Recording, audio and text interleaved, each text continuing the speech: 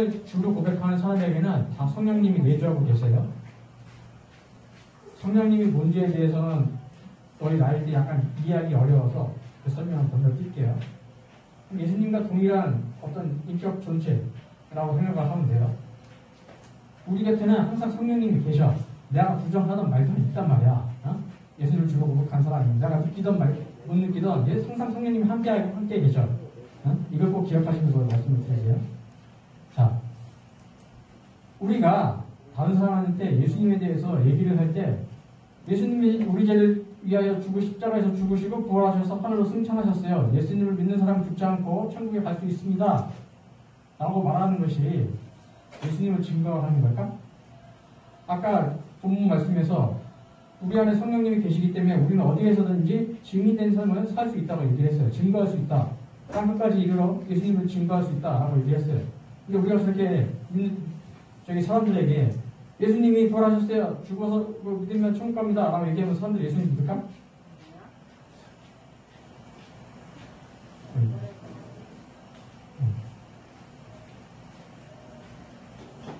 절대 안 믿는다는 것이야. 아름다울 밑자가 시작되는 그 욕이 나온단 말이에요. 자, 법정에서 이제 증인이 증언을 할 때 그 증언이 진실하고 타당할 때, 즉 물증이 있을 때 그 증언은 그 효력을 가진단 말이에요. 효력을 가진단 말이야. 그렇다면 우리 그리스도인들이 예수님을 증언하는 데 있어서 그 증언이 힘을 가지려면 어떻게 해야 할까? 어떤 물증이 있어야 될까? 우리가 예수님이 죽은 다음에 부활하셨어요. 예수를 믿는 사람은 죽어서 지옥에 가지 않고 천국에 갑니다. 라는 것을 사람들에게 설득하기 위해서 뭔가 증거, 물증이 있어야 돼. 그게 뭘까? 서영아, 뭘까? 뭘 것 같아? 틀려도 괜찮을까? 한번 얘기해봐.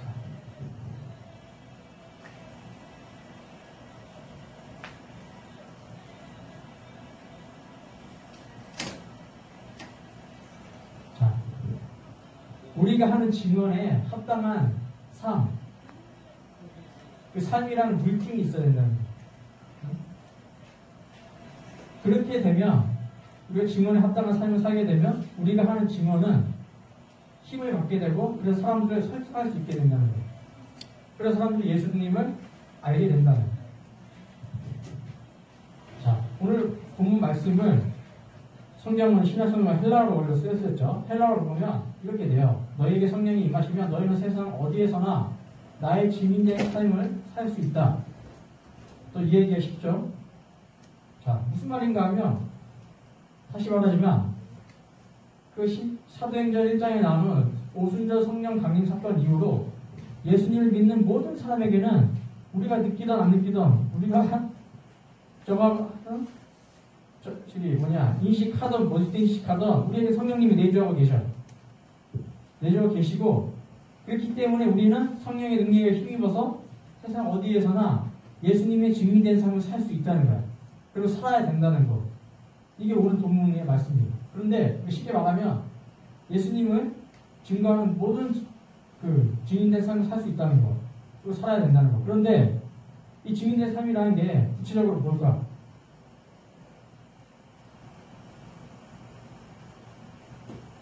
어떤 물증을 사람들에게 보여줘야지 사람들이 우리가 하는 말을 믿고 예수님을 믿게 될까?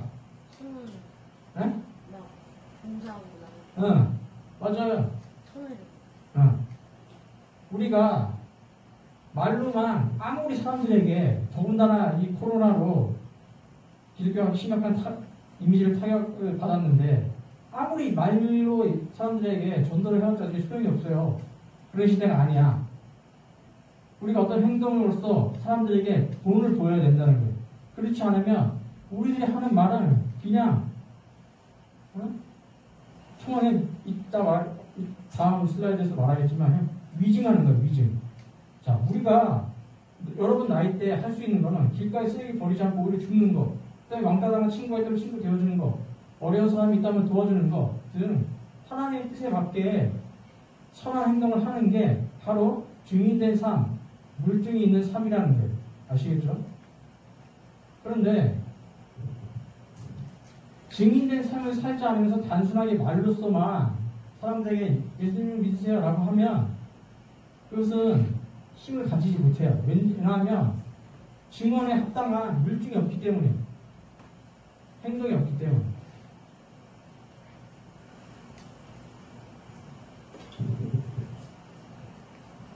내가 예수님의 제자답게 길가에 쓰레기 버리고 멍따 지키고 어려운 이웃을 못 본 척하면 그러면서 다른 사람들에게 예수님을 믿으라고 하는 것은 참된 증인이 아닌 위증이 되는 거예요. 위증, 거짓말이 된다는 거예요.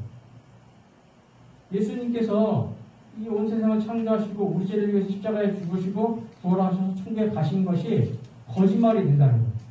우리 때문에, 우리가 하는 말과 행동 때문에. 내가 예수님의 가르침대로 증인된 삶을 살지 않으면서 다른 사람들에게 예수님 믿으세요 라고 전도하는 것은 정말 강조하고 다시 말하지만 거짓된 진술이 되는 거예요. 허위 진술하는 거예요. 거짓말하는 가짜 증인이 되는 거고 예수님이 원하는 증인된 삶이 아닌 것이 되는 거예요. 자, 우리는 사람들에게 예수님에 대해서 올바르게 진술해야 돼요. 올바르게 진술한다는 것은 예수님의 제자다운 삶을 사는 거예요. 우리가 스스로 제자다운 삶을 살 때 우리가 하는 증언은 사실로 증명된다는 거예요. 우리가 예수님의 제자다운 삶을 살면 6학년 친구들 우리가 예수님의 제자다운 삶을 살면 사람들은 저게 예수 믿는 삶의 모습이구나 하면서 그럼 나도 한번 교회 나가볼까? 예수님 한번 믿어볼까? 이렇게 시작이 되지. 우리가 예수님 믿지 않는 사람답지, 믿는 사람답지 않게 행동을 하면 절대 사람들은 교회를 안 와요. 예수님 믿지도 않고. 오늘날 친구들 전도하기 참 힘들죠. 더구나 코로나로 여러 가지 사건이 벌어지는 바람에 정말 어려운 상태가 되어버렸어요. 가장 큰 이유는 종합하면 이거야. 예수님을 믿는 우리들이 믿는 사람답지 않기 때문에, 즉 증인된 삶을 살지 않기 때문에 오늘날 전도가 거의 그냥 묵혀버린 거예요. 우리 때문이야. 예수님 때문임도 아니고 하나님 때문임도 아니고 성령님 때문임도 아니고 그 누구의 책임도 아니고 우리 때문에 우리가 사회에서 예수님 믿는 사람답게 여러분들의 학교나 학원이나 사실 여러분들의 큰 잘못이 없어요. 오늘 설교에 사실 타겟이 아니라 그럼에도 들을 필요가 있다는 거. 간디 잘 알죠? 너무나 유명한 말이죠. 간디가 뭐라고 했냐면 전 예수를 존경합니다. 하지만 기독교인들은 좋아하지 않습니다. 그들은 예수를 닮지도 않고 닮으려 하지도 않습니다. 왜 이런 말을 했나 하면 그 당시 영국이 인도를 지배하려고 딱 들어가서 너무나 많은 나쁜 짓을 했어. 근데 영국 사람들은 거의 다 기독교인들이었거든. 그들이 거기 인도에 들어가가지고 쟤네들 우상 숭배하냐면서 막 나쁜 짓을 되게 많이 했단 말이야. 그 다음에 15세기에서 16세기 대항해 시대 때는 스페인 사람들이 남미에 가가지고, 물론 남미 사람들도 나쁜 짓을 많이 했어요. 근데 거기 남미에 가가지고 정말 좀 하지 말아야 할 짓을 많이 했어요. 예수 믿는 사람으로서. 그러니까 사람들이 예수를 믿겠냐고. 그거와 똑같은 일이 오늘 우리 한국 사회에 벌어지고 있다는 거예요. 예수님을 믿지 않는 오늘날 많은 사람들이 우리를 보고 우리를 예수님의 증인으로 볼까? 라고 자신에게 스스로 질문해 볼 필요가 있어요. 우리의 말과 행동을 보고 증인된 삶이라고 할까? 여러분들이 학교에 가가지고 다른 친구들이 예수님 믿지 않는 친구들이 여러분 보고 야, 너 진짜 교회 다니는 애 같아. 좋은 의미로. 너 정말 예수 믿는 사람 같아. 라고 말할 수 있어야 한다는 거죠.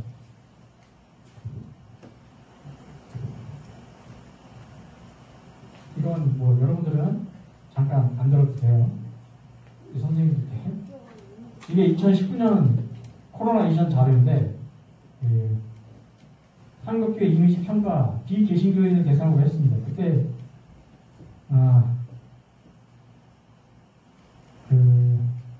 우리를 바라본 뭐 불교나 카톨릭이나 무종교 사람들이 우리 개신교를 보고 이기적이다, 물질 중심적이다, 권위주의적이다 이런 답변을 굉장히 많이 했습니다. 그 다음에 한국교회의 지역사회의 기여도에 대해서 우리 교회에 다니는 출석하는 사람들은 한국 사회에 많이 기여를 한다라고 생각을 하는 반면 밖에서는 그렇게 보지 않는다는 거예요. 아직까지는. 개신교인들은 76%가 우리가 사회에 기여하고 있다. 근데 반대로 비개신교인들은 그렇지 않다라고 얘기를 한다는 거죠. 완전히 정반대의 그래프가 보이죠. 그 전도 받았을 때의 느낌은 비개신교인들 어떻게 느꼈냐면 71%가 거부감을 느꼈다라고 얘기를 합니다.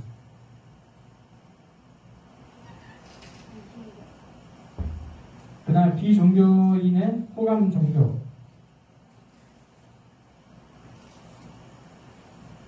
요즘 카톨릭하고 불교가 이미지가 그러니까 무종교인들에게 굉장히 좋습니다. 특히 코로나 때문에 카톨릭과 불교에서 코로나 확진 집단 감염이 2건인가 3건밖에 안 일어났죠. 그리고 종교의 사회적 영향력에 대해서 어떻게 나왔나 하면 그 영향력이 증가하고 있다라는 답변하는 것은 굉장히 많이 떨어졌고 과거와 비슷하다 아니면 감소하고 있다는 과거에 비해서 굉장히 많이 올라갔다는 거예요. 수치가. 그다음에 코로나19 이후 종교의 신뢰도 개신교가 63%가 더 나빠졌다. 불교와 카톨릭은 좋아졌다가 굉장히 높죠. 이거 얼마 전의 자료입니다. 현재 2021년 가장 신뢰하는 종교 1위가 불교, 2위가 카톨릭, 3위가 개신교입니다. 없다는 26%나 됩니다. 자, 친구들, 우리는 지금 장로교 통합교단에 속해 있어요. 통합교단 헌법에 보면 이런 말이 있어요. 제가 읽어드릴게요. 교회는 하나님으로부터 받은 임무를 수행하기 위하여 교회 안에서, 교회 밖에서 활동한다. 교회 안에서뿐만이 아니라 교회 밖에서도 활동하는 게 우리 교단의 정체성이에요. 우리 교회의 정체성. 교회 안에서는 성경에 기록된 말씀의 선포를 통하여 하나님의 창조주 되신가, 역사의 주관자 되신가, 예수 그리스도를 통해서만 인류의 구원이 가능하는 것을 재확인하고 우리가 이렇게 설교 듣고 성경 공부하고 하는 것들이 바로 이거죠. 예수 그리스도를 통해서만 재확인하고 성경 연구를 통해서 하나님의 섭리를 더 자세히 알고 성례전을 통해서 그리스도 안에서 신앙의 성장을 도모한다. 우리가 지금 교회에서 하는 것들이죠. 그리스도인은 교회 밖에서도 그리스도인으로서의 활동을 수행해야 한다. 그리스도인은 세상의 소금과 빛의 역할을 해야 한다. 그들은 세상에 속하지 않으나 세상을 떠나서는 존재하지 않는다. 세상의 부패를 막고 우리가 세상의 부패를 막아야 된다고. 하나님의 공의를 확립하여 모든 사람들이 하나님으로부터 받은 은총을 향유하도록 하며 쉽게 말해서 우리로 인해서 사회적 차별이 사라지면서 우리로 인해서 많은 사람들이 안식을 누려야 된다. 지금 이 말 하는 거예요. 쉽게 얘기하면 세상 사람들이 눈이 어두워서 다른 길을 가지 못할 때 그들에게 그리스도의 빛을 비춤으로써 어두운 세상을 밝게 해주어야 한다. 이게 교회에 출석하는 예수님을 주로 고백하는 사람들이 교회 안에서와 교회 밖에서 해야 될 일이라는 거예요.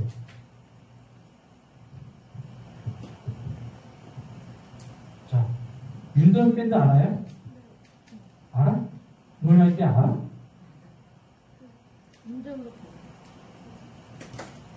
노래 모르지 않아? 모르지. 전사님은 여기 중에 이분을 직접 뵌 적이 있어요. 왜 그런가 하면 전사님이 교회 청년부 회장을 할 때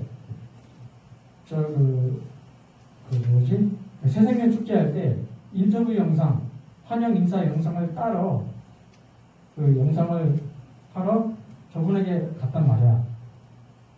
저분이 영상을 찍어주는데 제가 그 전에 이제 박태희 윤도현 밴드에서 베이스를 기타를 치는 분이죠. 저분에 대한 걸 사전을 조사하니까 저 윤전 밴드 중에 유일하게 박태희 저 베이시스트만 예수님을 믿는 사람이었대요. 유일하게. 막 사람들이 그 다른 밴드들은 그 연습 끝나고 같이 막 술 마시러 가고 막 클럽 가가지고 놀고 그러는데 박태희 집사님은 그러지 않았다는 거야. 그러면서 뭐 윤전 씨 보고 같이 막 야 우리 뭐 저기 교회 가자 소리 한마디도 안 했대. 그러다가 어느 날 윤전 그 박태희 집사님이 하는 일 그런 행동들 말과 행동을 보고 야 내가 너라면 교회 한번 나가볼게 라고 윤대현 씨가 먼저 얘기를 했다는 거야. 그래서 윤대현 씨가 지금은 집사님이죠. 놀랍지 않니? 박태희 집사님이 단 한 번도 야 도현아 교회 가자라고 한 번도 안 했대. 그냥 여러 가지 향락을 즐기지 않고 바른 예수 믿는 사람으로서 올바른 모습을 보이려고 꽤나 노력을 했다는 거예요. 그 모습을 보고 윤도현 씨가 예수님을 영접하게 돼서 지금 집사님이 되고 가끔가다 이제 청년부 집회 같은 데 돌아다니시면서 지금 전사님이 한 얘기를 한단 말이야. 내가 박태희 집사 때문에 예수님을 영접하게 되었다라고 간증을 한단 말이에요. 이게 가장 안전하면서 가장 좋은 전도 방법이라는 거예요. 우리가 아까 설문조사에서 봤지만 물론 하긴 해야 돼. 우리 전도지 나눠주면서 예수님 믿으세요. 이거 하긴 해야 되는데 이게 오늘날 사람들에게 많은 거부감을 주고 있다는 거예요.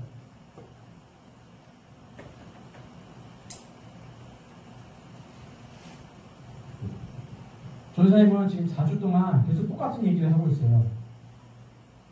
뭔가 하면 이 증인된 삶을 사는 것이 하나님께서 받으시고 기뻐하시는 예배를 드리는 것이고 것이며 안식일을 거룩하게 지키는 것이고 올바른 경건과 거룩을 행하는 거예요.